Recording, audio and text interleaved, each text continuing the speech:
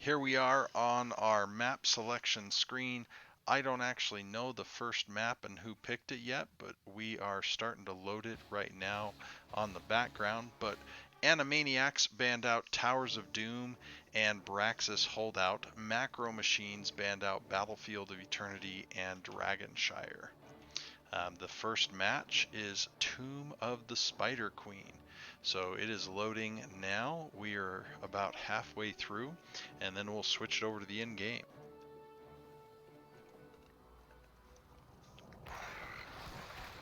Oh, oh man. And my teams have got me switched around here. Let's see. Swap team sides. It worked, except the logos are backwards. So let me see if I can fix this here. Battle begins in 10 seconds. Click, click. Well, the logos are not double showing, but they are still backwards, so we will have to fix that. My overlays need a little bit of work, frankly. Alright, so we do have a 5-on-5. We've got Death Knight playing the Junkrat, Arcane 13th on the Falstad, Poku on the Blaze, Jimmy Bob Joe on the Stukov, and Ratson on the Varian. For the side of Animaniacs, we have Sir Watson on the Auric, Ricketts on the Sylvanas, Sodium on the Johanna, Asmodon Trump on the Zebo, and Django on the Anduin. Whew, we made it through the intros. Alright, Blaze is first to the off lane. Sylvan is up here. Sodium's warding the bush. Quick look at talents. Nothing too surprising here. Perhaps you could say that having Stukov with his Fetid Touch quest rather than Low Blow. But we actually saw that last night on our replay series as well.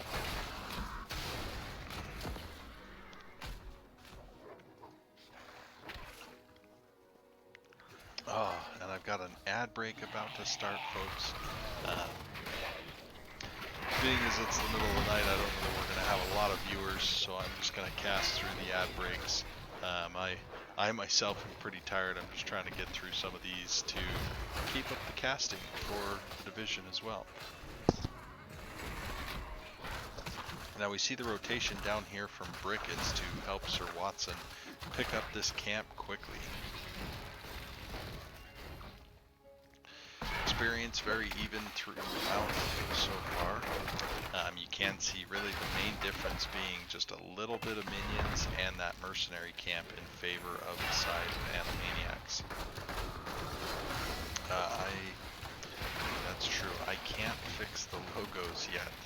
I'm gonna have to fix that afterwards because if I mute the logos or something, make it so we can't see them, then I lose my whole top part of my template. So, ooh, big rotation down. Varian does have taunt, but the Django is there ready for the pull and gets Sylvanas out of there. So Nazebo contently up here just stacking. Level 1 quest already at 49 on the minion kills after just a few minutes. So doing some great work there as Asmodon Trump, Django and Brickets back here picking up the back camp. And Nazebo is still just working his way away, that old specialist lifestyle. Joe's got to be careful. The combination of taunt and silence can be a death sentence for Johanna. Hoku sneaking the first turn-in of the game, 10 gems going in to that bottom turn-in. I like the macro choices so far of Animaniacs being able to get that lead on camps and really just building the Nazebo to already be at 65 stacks here, and we're only 3.5 minutes into the game. Means that if their choice is Vile Infection, oh baby, are they going to be ready for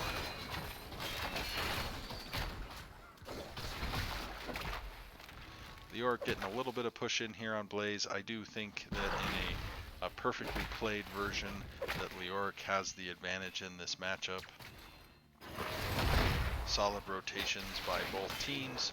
We do see now that Macro Machines have Jimmy, Bob, Joe, and Death Knight on the camp. That may give the opportunity for Animaniacs to turn. They are up talents as well with that 6 to 7. But they're content to just macro their hearts out.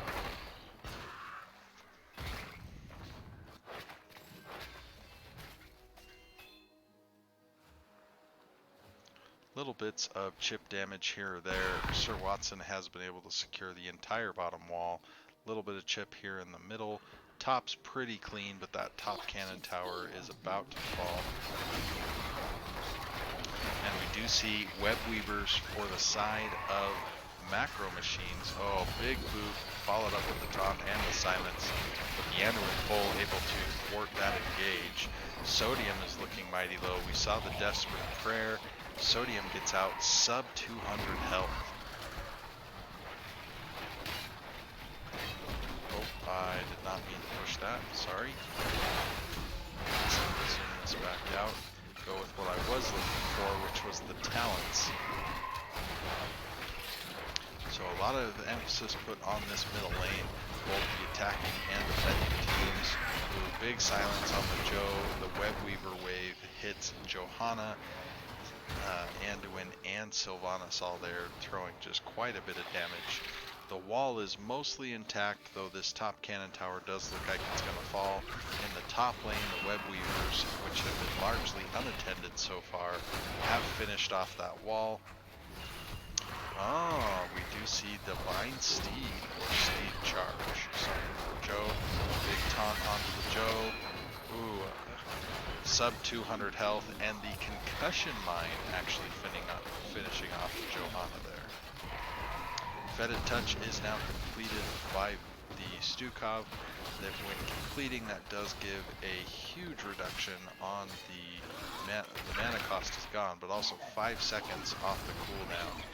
And of course, Fetid Touch was combined with Spine Launcher a long time ago to give that opportunity to toggle the ranged auto attacks for slow. Ooh, Arcane 13th getting very low. Looked like sub 100 on the health, but the first fort of the game still there. It was certainly had its life flash before its eyes. Oh, big interrupt by Death Knight coming in from the Junkrat. One of the most annoying heroes in the game. Death Knight playing it very well to get that plunk, just sustained delays. Arcane 13th comes in. Ooh, 10s on the side of Animaniacs does spell doom for Junkrat. So we saw the mind control there. I don't know that Blessed Shield was used at the same time. In fact, I think it was used several seconds before. Hoku down here about to finish this siege camp. The interrupt still happening. Sir Watson, lots of gems, has to be very careful. Is able to Wraith walk away, but whew, that would have been just so much of their fortune dumped on the ground. So turn-in is available now for our blue side of Macro Machines.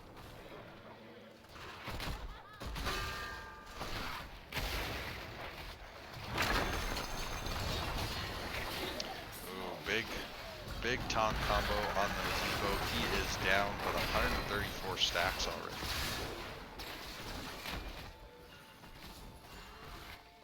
The Siege Giant camp was not cleared. It's now made its way onto the fort and is just drilling away there from afar.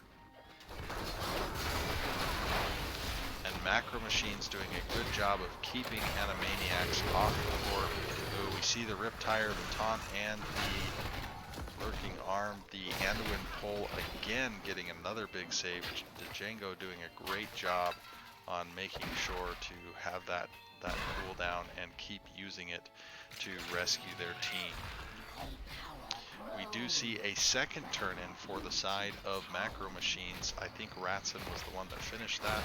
So still waiting for that first turn-in from the side of Animaniacs. But a great turn-in repeat here. I've got to think that top fort is going to go down. unless all of the defense is there. And if all of the defense is there, I think we're going to see mid fort go down. So Animaniacs do seem to be prioritizing that mid defense yet again. The top defense helped a little bit by the wave that was pushed out, but I've got to think that one's going to come back and fall here. Alright, so mid fort is safely defended. It is down about 25% of its health. Oh, commitment from Joe here. Blessed Shield is now thrown out. We see the gust from the Falstad. He is trapped inside the canasta, or the zombie wall from the gazebo, and we saw Ravenous Spirit committed there to finish off the gazebo. Blaze dies in the bottom lane. I missed that, but hey, we're a replay cast, so we can rewind and see just how did that happen.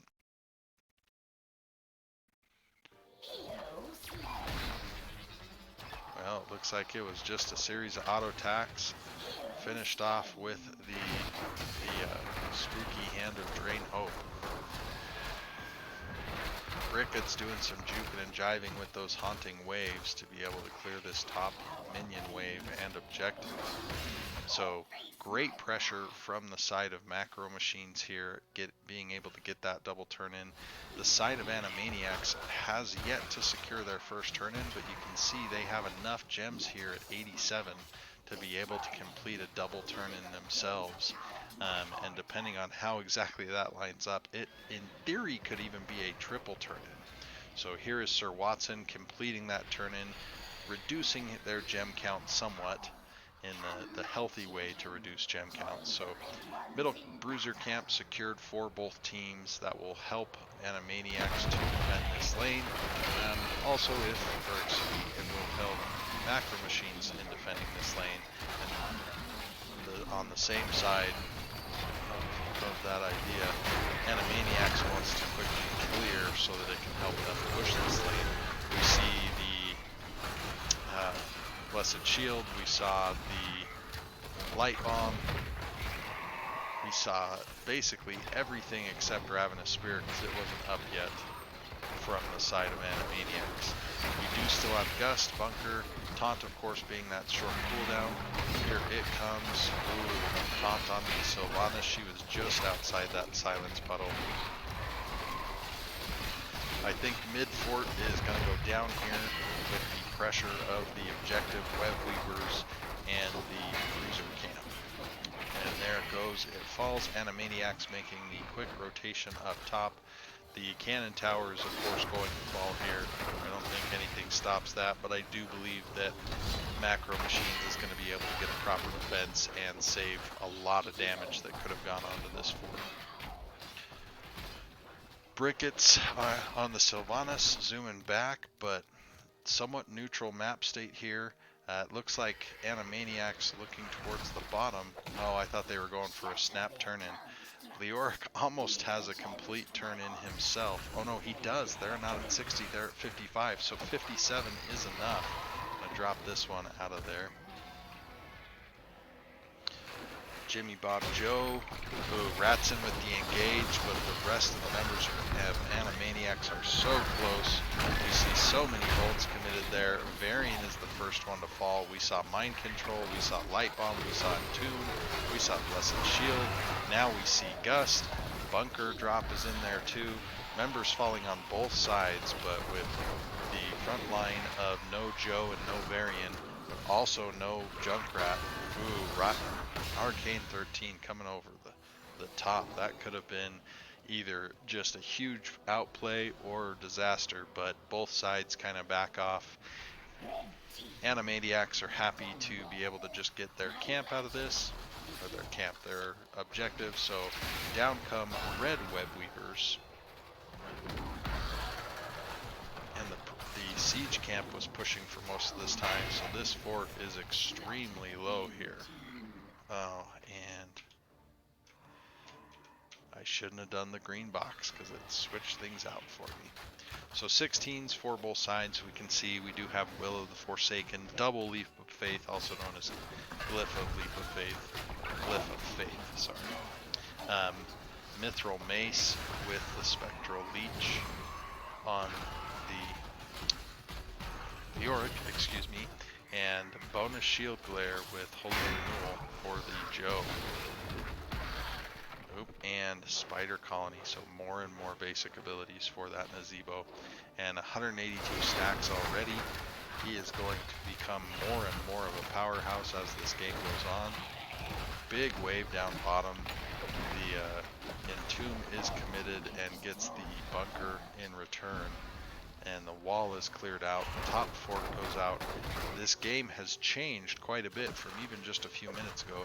Maniacs is pulling ahead. Both teams have available their third turn-in. Maniacs seems to be in a position to be able to quickly get that turn-in done.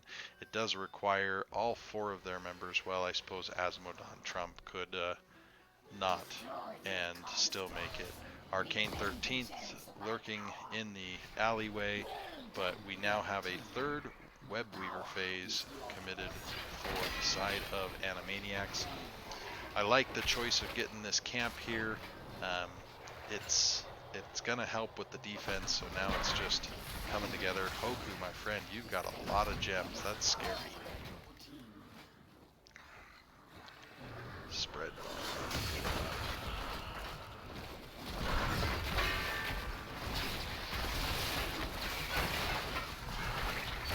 I would like to see macro machines push up and defend this camp a little bit more. We see the Riptire go out.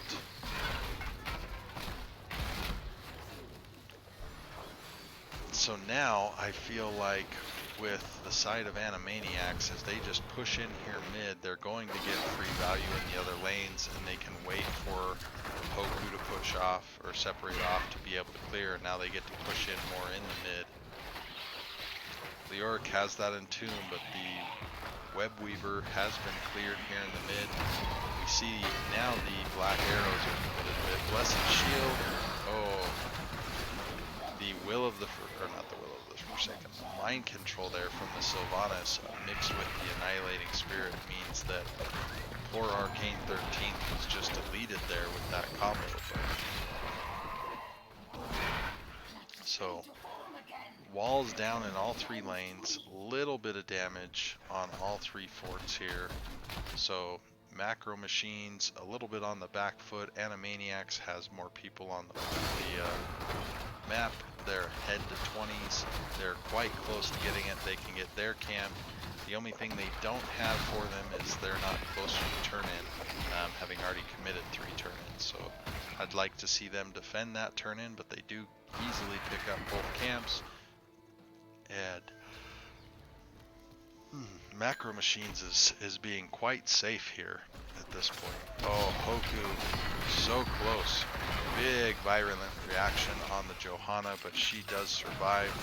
Blessed Shield is committed. The Entomb, Silence Entomb on the Stukov. The Gust is out. We see the Light Bomb. It doesn't connect, but that's because Stukov died too quickly.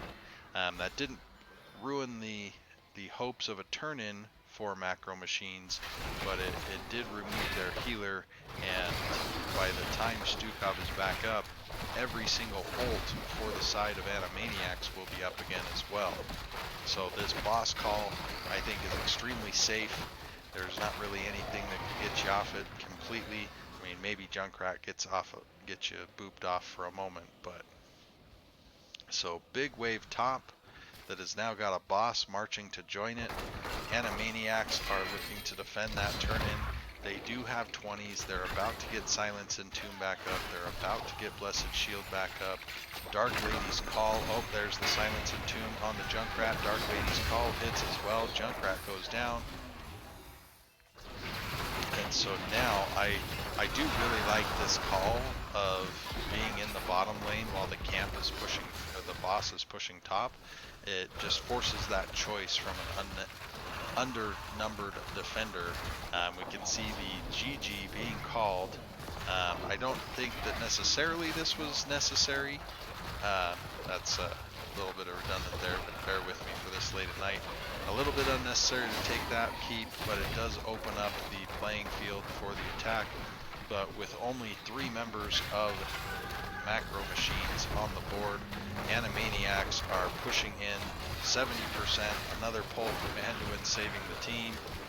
You see the light bomb goes out, the silence and tomb, but the boss and the Zebo Sylvanas duo down here says we're just ending the game.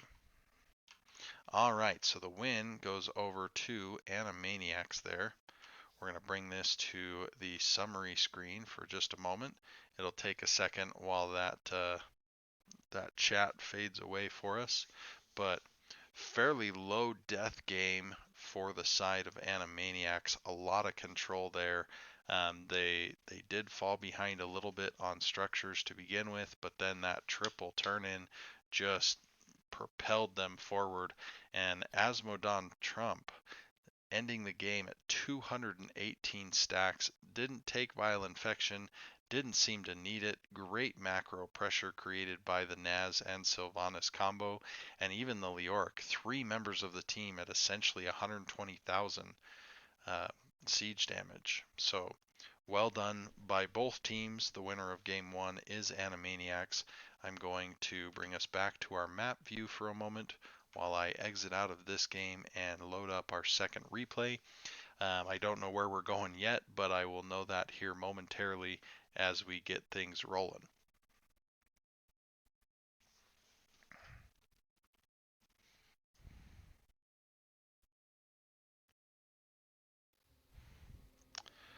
All right. Oh, and that's true. On this screen, I don't have where it shows me the win and loss, but that first map did go over to Animaniacs.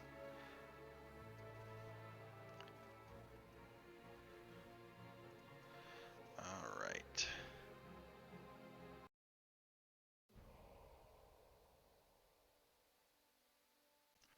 Let's see.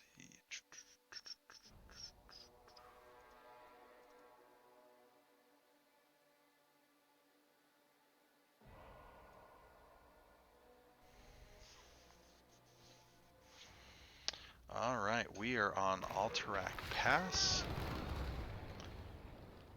There it is loading, and let's get to the end game.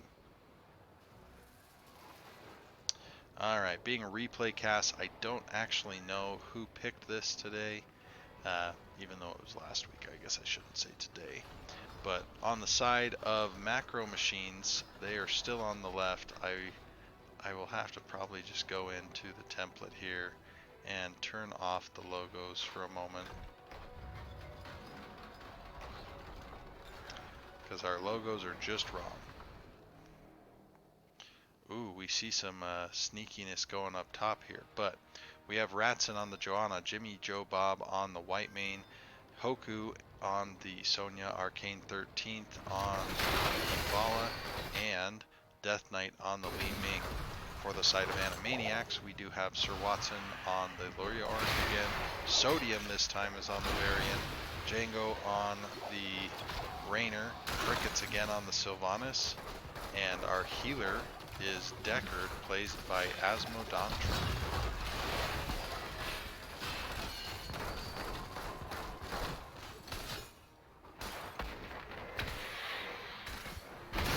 So, no center lane brawl, instead a top lane brawl, a little bit different today, but here is our talents.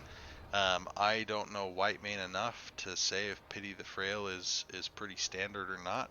I do know that Jimmy Bob Joe plays a great White Mane. We see Slam build coming out of Sonya with Hoku. We see the Magic Missiles for the starter for the Li Ming, played by Death Knight. Ooh, Exterminator Rainer and Field Study for Deckard. I really like Field Study. I think it's a great one to get value on throughout the game. And that Exterminator paying value there, as they are able to cap their null camp first. Ratson getting a little low on mana, thought about backing up, but is back to clear this last little bit of the wave. Experience extremely even between these two teams. Oh, I'm surprised that Li Ming hasn't picked up these globes, but they have turned into Wii globes now, which means they only give 25% of the original experience. Level 4s are locked in for the side of Animaniacs. As expected, we do have Taunt for Varian, Neo Peasants for the Leoric, so giving him better objective clear, but also the ability to take camps if he wants to. Potion of Shielding for Deckard, so the best for the anti-burst, being able to get that shield right out of the gate. Get ready to free them. Excuse me. Sorry, I had a bit of a yawn there. Had to get rid of.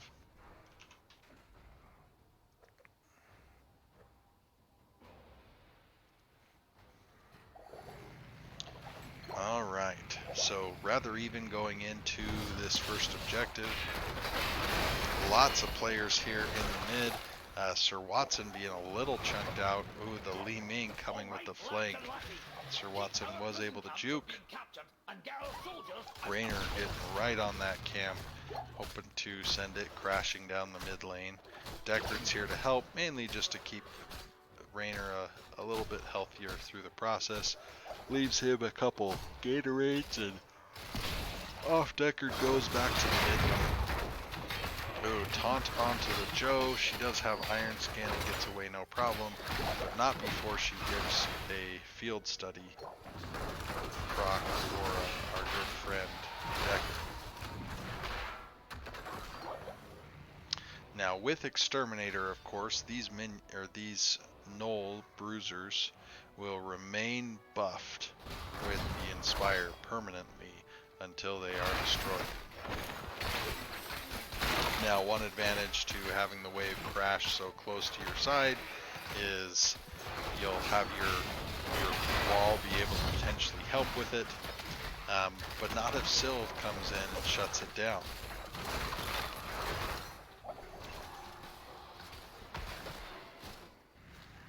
And then this whole time, Hoku is up here just wailing away at the top fort wall. Animaniacs moving in, seeing if they can get the channel.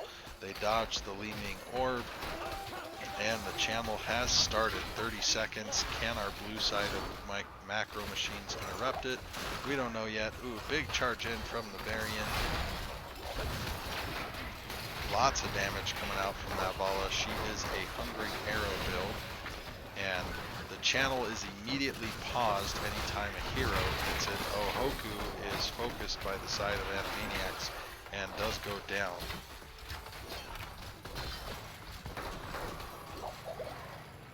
Oh man, the 30 seconds, they were close, but they never quite closed the door, and so every time they were interrupted, it would send them back to that channel. And a very quick cap. We're at the 5-minute mark, and the cap is already completed for Animaniacs. That cavalry of the Horde is now coming. You can see our red Horde logos representing the Raider units that are now charging across the map. Inside this aura, the heroes will do additional damage as well. I know I always think it's quite fun, particularly when I'm on a hero with Burning Rage. A Nubarak might be the best with Beetles, Burning Beetles in there, and you see crit kickers going like crazy. So, mids defended pretty quickly. The Sylvanas does come top, using her Black Arrow trait to be able to push down that wall without having it shoot her own camp and minions. Oh, Raynor's able to get away. Great penetrating round to push back there. So, with the early objective, it is a little bit weaker, but it's still an experience lead for the side of Animaniacs. Macro Machines were able to clear it well, but all three of their walls are down. Varian diving very deep, but he is also taking tower shots now. Great healing by Jim Bob Joe, keeping Ratson up on that Joanna. The Black Arrows shuts down the keep for just a moment. It is now expiring on Sylvanas, so she can't really stay in. Ooh. So about half of the mid fort, well done by the side of Animaniacs, but also a solid defense by Macro Machines staying alive here. Alright, so a calmer state for a moment.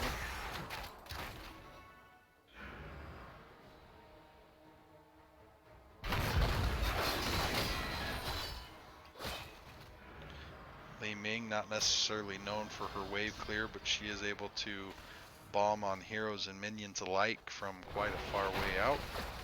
Raynor again capping this camp, and we see Whitemane and Vala doing the same on their side.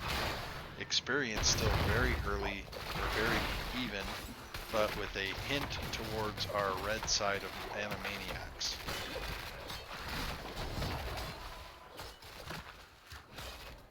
Oh, I was expecting the Entomb there. There is a three-person Entomb. We do see the armor go out from Scarlet Aegis. We see the Rain of Vengeance hit twice. Sylvanas is the first to find. Johanna is very low, but the healing from the Whitemane is so strong. And while being under their own fort for defensive, we see and hear the leap come out from Sonya. Hoku hoping to capitalize even more, but the side of Animaniacs is able to retreat. They still do have a mild lead, but losing Sylvanas in that did bring it a little more narrow. But so far, holy smokes, only one kill for each side. This has been an extremely disciplined match, making sure to keep people alive. Vala setting up for that camp. Whitemane coming in on her witchy broom to be able to help.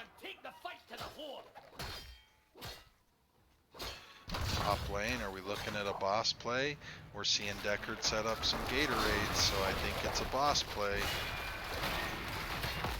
And there they go. They're already almost halfway. That Exterminator from Raynor doing quite well. Sylvanas does pretty good on damaging stuff too. And the members of Macro Machines are starting to show up in force. We see three Leorics down here in the bottom lane. This thing is done. We see the big jump, but the Lornado, who knew knowledge mixed with a bunch of spinning could create such havoc. Raynor does go down, but the boss has been collected by the side of Animaniacs. So we'll see if the death was worth it. I think they'll get a little bit of damage on this fort, but with all five members defending, I don't know that it's going to be a ton of lasting structure damage. The big story, or big part of this story, is Leoric finishing the bottom fort while there was that big commit from the side of Macro Machines.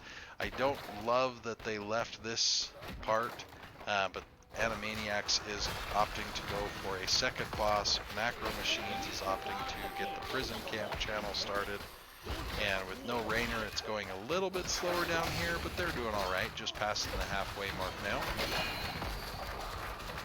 Oh, Macro Machines going for the invade on the Knoll camp, and that melts very quickly. So Django here able to defend. It used to be that you could have this camp and pull it into your towers in order to cap it, but eventually was able to patch out that bug. So we now see a boss with a decent amount of wave. Oh, the channel at 1.2 seconds. The Blessed Shield 0.2. Okay.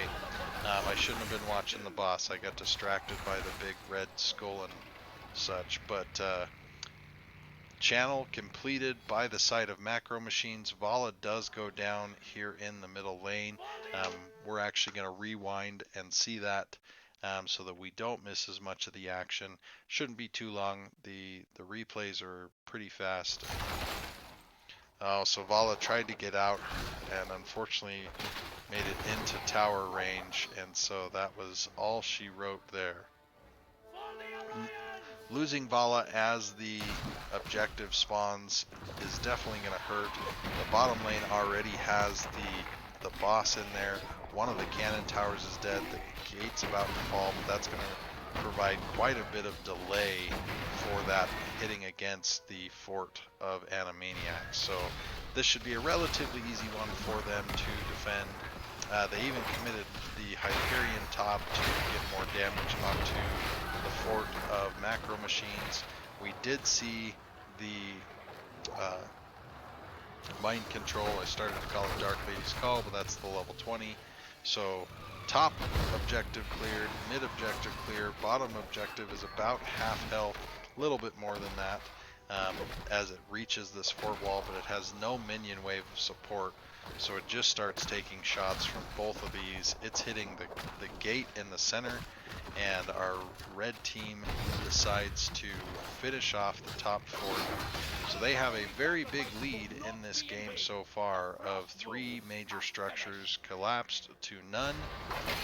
They are pushing in a bit with 16s. You can see still only 2 deaths on both sides, so very disciplined on both teams, but the higher macro pressure of the assassins, Sylvanas and Raynor, for the side of Animaniacs is paying some dividends here.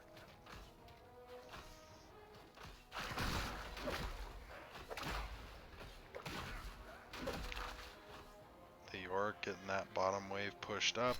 Raynor and Deckard bringing in this next null camp for our red side. The blue null camp is going to be cleaned out relatively effortlessly by the side of Animaniacs. And we see large numbers of macro machines in the bottom lane. Top boss is the next boss at 1:15. Bottom boss is 2 minutes 20. So even talent here, it's a great time for macro machines to pick a fight here. Raynor's in the top lane. They've got 5v4 if they can engage and force this fight. But it's a tough one because the red team can be quite slippery. Deckard does get caught by the Blessed Shield. I'm going to rewind here in just a moment so we can see more of that. There's also an ad break in progress on my live stream right now. But so Varian got caught. Oh, excuse me. I thought it was Deckard that died. I saw the Lornado and thought that was a defensive piece. Ooh, and Joe comes around and finishes off the Sylvanas. So great turn of events here for macro machines, but they do have that camp in mid, the waves top. Raynor has been just pushing, so they're still down numbers even with Raynor rejoining, but they know that Sonya is going to be occupied for a moment trying to clean those other lanes. 15 seconds for Varian, now 20 seconds for Sylvanas. Oh no, I've lost my objective channel on screen. Somewhere in my replay I lost that, but you can see the prison camp is there knocking away. They went for the interrupt, it didn't get there. We see the Entomb here, we saw Iron Skin, Joe's getting super low. There's the Scarlet Aegis trying to heal the Joe up and provide that armor. Whitemane doing a fantastic job of keeping her team alive. Raynor was able to close the door. Mind Control out on the Sonya. She is very low, but you can again see the Whitemane healing, but eventually she has to end as that, let's see, Clemency Beam times out, and at that point the side of Animaniacs was able to finish off the Sonya. Lots of chase provided by the Leoric and the Sylvanas. They are able to also catch the Johanna. So now big numbers swing, and Animaniacs is the 5v3 and are out there clearing that camp and defending the prison camp. Oh, we see another Entomb. We saw a Rain of Vengeance. Oh, Leoric gets away with such low health there. Varian trying to back up very safely. Taunt out on the Bala. She is cleansed. And Raynor plunking away. We're going to look at the damages here. And yeah, I am clicking. Oh, sorry. The smaller numbers, I suppose, threw me off. But Raynor, despite being Executioner, it is like, yeah, it's Exterminator, sorry. Despite being Exterminator, is the top hero damage for his team. Vala, of course, being the glass cannon type, she's the top damage on her team, but even Li Ming outpaces the Rainer here. But Rainer showing that Exterminator can still shoot enemy heroes. Ooh, big Lornado pushing the Vala out. I really liked the Rain of Vengeance, but the Lornado was expertly done there. Trying to use it to peel there, but the tower was still shooting the York, so he goes down. Ooh, big Scarlet Aegis, Hoku spinning, trying to stay alive, and gets out. Jimmy Bob Joe trying to get in there and make sure as much healing as possible goes out to their team. We see another Lornado. This has to be more natives. It is more natives, which is just a hilarious talent. But a lot of pressure here with the Raiders still knocking away on top and bottom keep. One person number advantage, but Leoric will respawn faster and get immediately to the fight. Big mind control onto Jimmy Bob Joe. The white main does go down. Sir Watson chasing Death Knight. It is not the... Oh no, it is Silence and Tomb. I'm just having trouble reading icons, but this core is already down about a third of its health. Rainer is in here firing away. Ming does go down to the Leoric chase, and we see the Sonya leap, and I think it's brave and worthwhile, but it might be that this game has just overwhelmingly gone over to the Animaniacs. Now we have the 5 team.